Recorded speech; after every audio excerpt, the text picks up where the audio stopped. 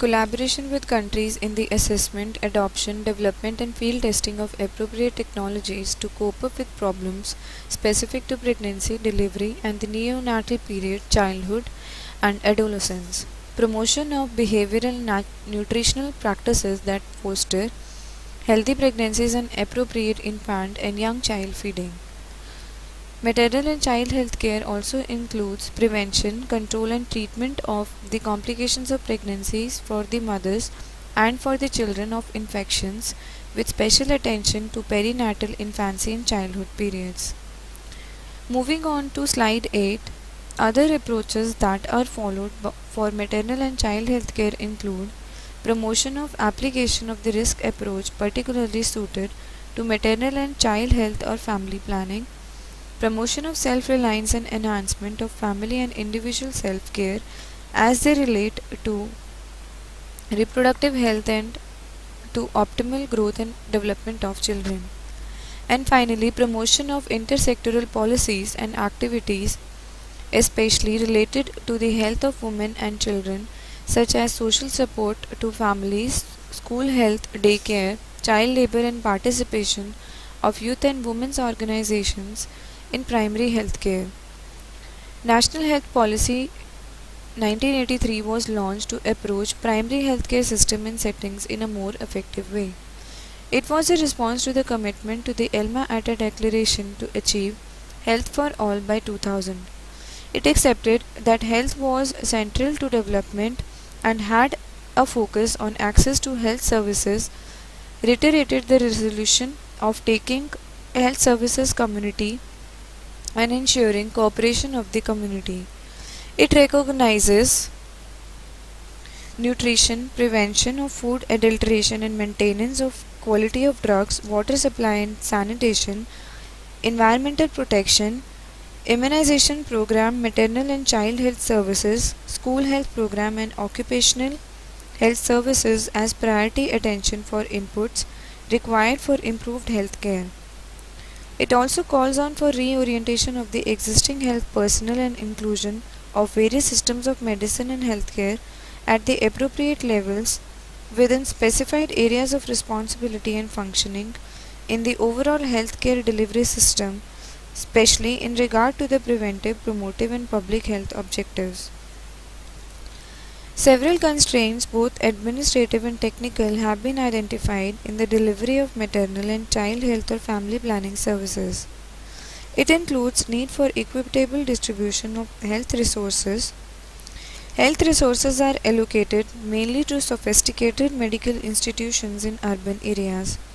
Quite apart from the dubious social premise on which this is based, the concentration of complex and expensive technology on limited segments of the population does not even have the advantage of improving health.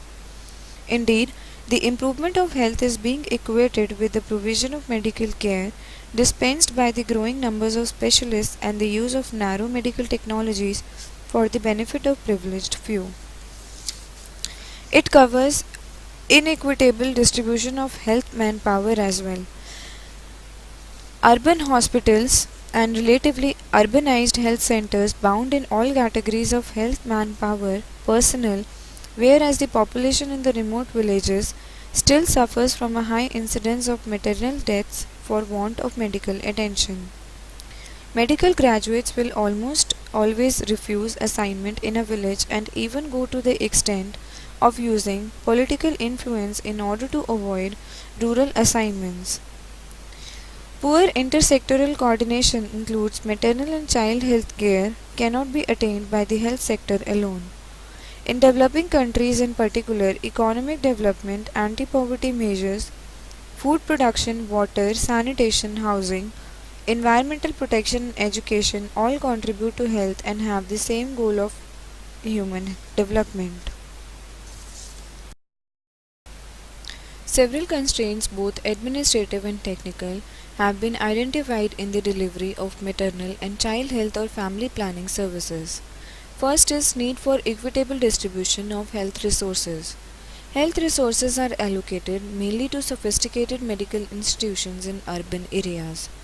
Quite apart from the dubious social premise on which this is based, the concentration of complex and expensive technology on limited segments of population does not even have the advantage of improving health. Indeed, the improvement of health is being equated with the provision of medical care dispensed by the growing number of specialists and the use of narrow medical technologies for the benefit of privileged few. Next is inequitable distribution of health manpower. Urban hospitals and relatively urbanized health centers bound in all categories of health manpower personnel, whereas the population in remote villages still suffers from a high incidence of maternal deaths for the want of medical attention. Medical graduates will almost refuse assignment in a village and even go to the extent of using political influence in order to avoid rural assignments. Poor intersectoral coordination is another problem in this sector. Maternal and child health care cannot be attained by the health sector alone. In developing countries, in particular, economic development, anti poverty measures, food production, water, sanitation, housing, environmental protection, and education all contribute to health and have the same goal of human development.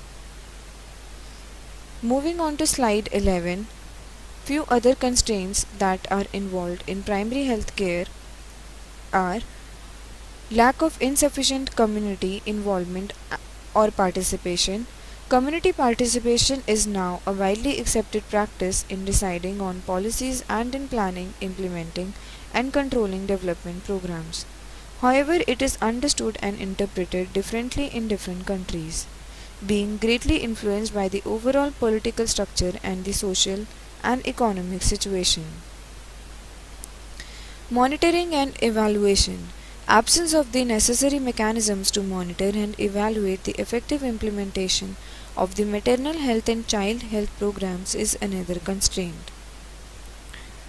Unlike the expanded program of immunization diarrheal diseases control program, wherein appropriate mechanisms for assessment and evaluation have already been formulated, most of the member countries still are in need of a mechanism for monitoring maternal and child health delivery system. This was a small discussion on approaches followed to improve the existing structure of primary health care. In the next presentation, we will discuss about national health programs developed in India. Thank you.